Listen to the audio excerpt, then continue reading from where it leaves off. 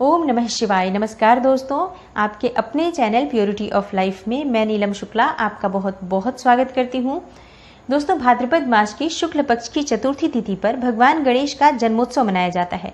धार्मिक शास्त्रों के अनुसार आज ही के दिन भगवान गणेश का जन्म हुआ था, तो भक्तगण आज के दिन विशेष रूप से भगवान गणेश की पूजा आराधना करते हैं, इनकी मूर्ति की स्थापना करते हैं और 10 दिनों तक भगवान गणेश का जन्मोत्सव मनाया जाता है, जैसे कि गणेश चतुर्थी से लेकर और अनंत चतुर्दशी तक।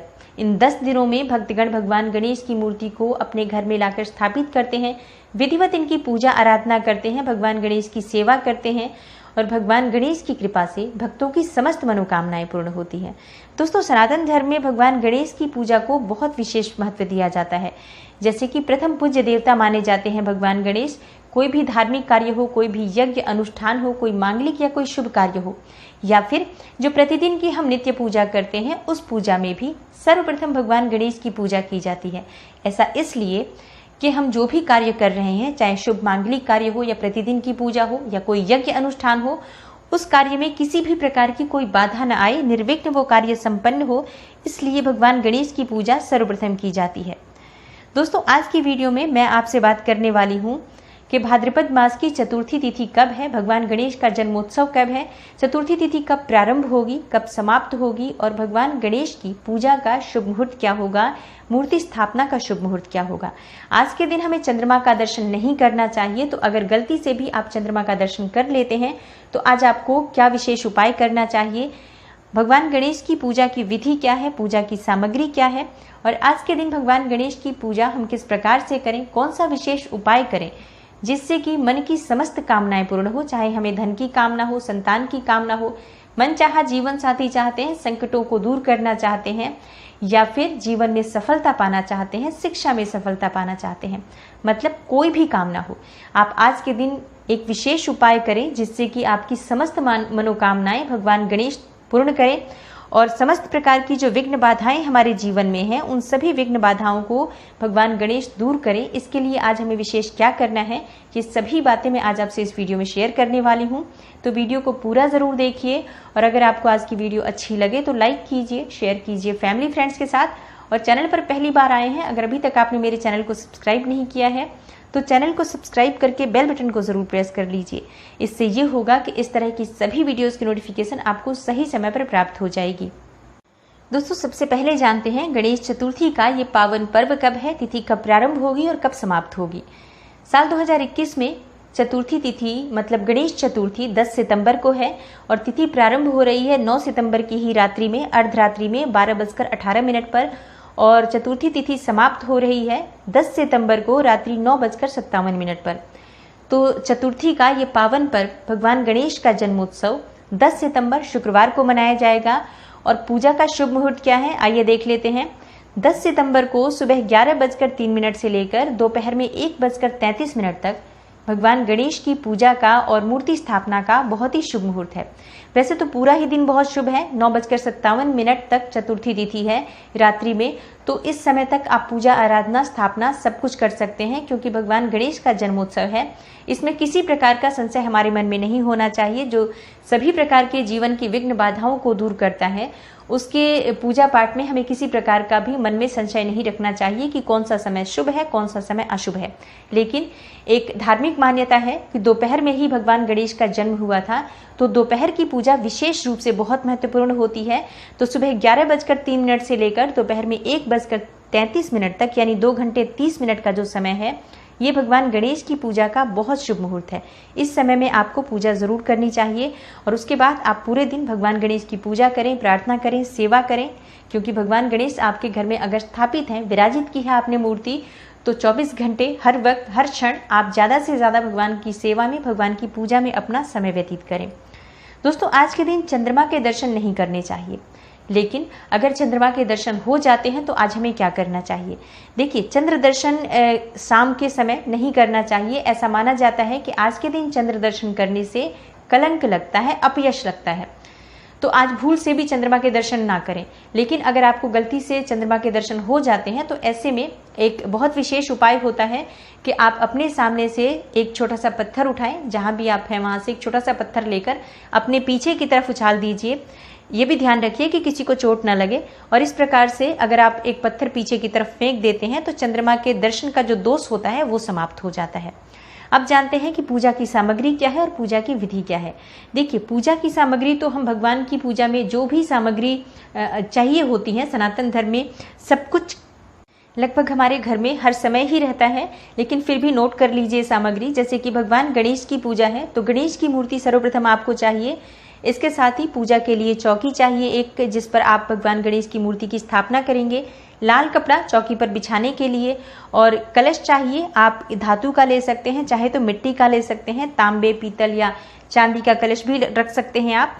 तो कलश आपके अपने ऊपर है, आप किसी भी चीज़ का कलश स्थापना करें, उस पर आप उसमें जल भरकर और पंच पल्लव के साथ इस कलश की स्थापना करें।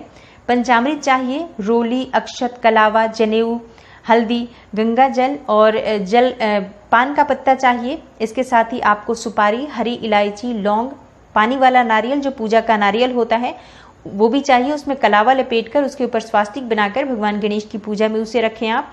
पंचमेवा, भगवान को भोग अर्पित करने के लिए आपको चाहिए फल। नैवेद्य स्वरूप में आप मिठाई, जैसे कि मोदक भगवान को बहुत प्रिय है तो मोदक आप भोग लगा सकते हैं, या फिर मोतीचूर के लड्डू या सफ़ेद मिठाई, कोई भी मिठाई जो भगवान को प्रिय है, या आप कोई पकवान बनाकर भी भगवान को भोग स्वरूप अर्पित कर सकते हैं। फल 5 प्रकार के आप रख सकते हैं, या जो भी ऋतु फल उपलब्ध हो उन फलों को आप रख सकते हैं। केले का भोग भगवान गणेश को जरूर अर्पित करना चाहिए, तो वो आपके पास जरूर होना चाहिए।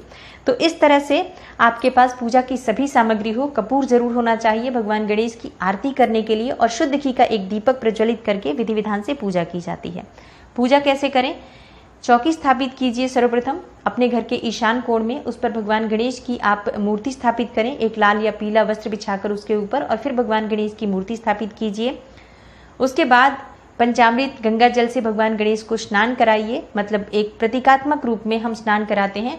और अगर आपके पास धातु की मूर्ति है तो आप उसका विधिवत अभिषेक कीजिए पंचामृत से। दूध, दही, घी, शहद, शक्कर, इन 5 चीज़ों को मिलाकर या फिर अलग अलग भी भगवान गणेश का विधिवत अभिषेक कीजिए। उन्हें गंगा जल, शुद्ध जल से स्नान कराइए।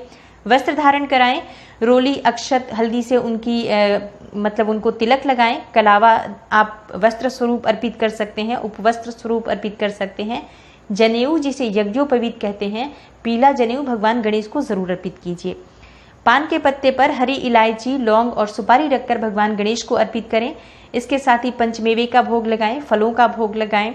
मिठाई जो आप भगवान गणेश के लिए लेकर आए हैं वो आप भगवान को भोग स्वरूप अर्पित कीजिए।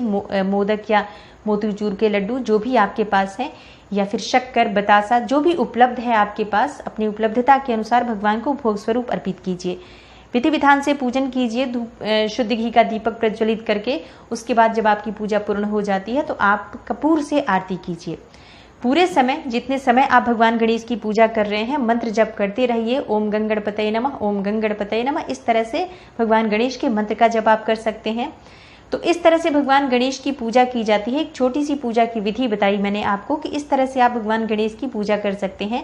बाकी आपकी भावनाएं, आपके सच्चे मन से भगवान गणेश प्रसन्न होते हैं।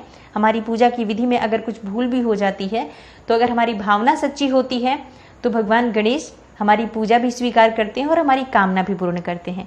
तो अब जानते हैं कि विशेष क्या उपाय करें, कौन से विशेष मंत्र का जप करें जिससे कि हमारे मन की इच्छाएं पूर्ण हो। अगर आपकी कोई विशेष कामना है तो आपको कौन से मंत्र का जप करना चाहिए।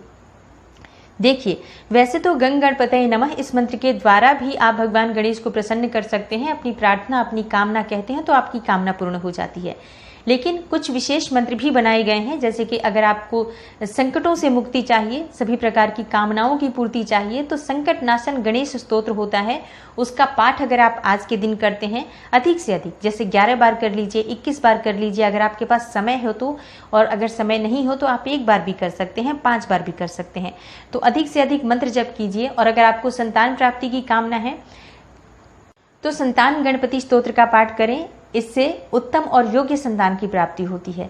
संतान गणपति स्तोत्र का अगर आप पाठ कर रहे हैं तो आपको कम से कम 108 बार आज के दिन करना चाहिए। बहुत छोटा सा संतान गणपति स्तोत्र होता है। आप इस चैनल पर भी विजिट करेंगे तो आपको सर्च करेंगे तो आपको मिल जाएगा संतान गणपति स्तोत्र। मैंने खुद वीडियो डाला हुआ है तो आप देख सकते हैं। बहुत छोटा सा होता है। आप इस पाठ को अगर करते हैं 108 बार, बहुत आसानी से आप कुछ ही समय में कर लेंगे और भगवान गणेश की कृपा प्राप्त हो जाती है।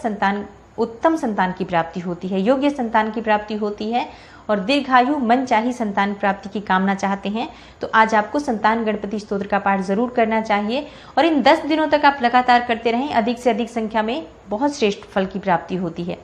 अगर आपको शिक्षा में सफलता चाहिए, करियर में सफलता चाहिए, जीवन में आपको सफलता चाहिए, विघ्न बाधाओं से मुक्ति चाहिए तो गणेश अथर्वशीर्ष का पाठ करें और भगवान गणेश से प्रार्थना करें।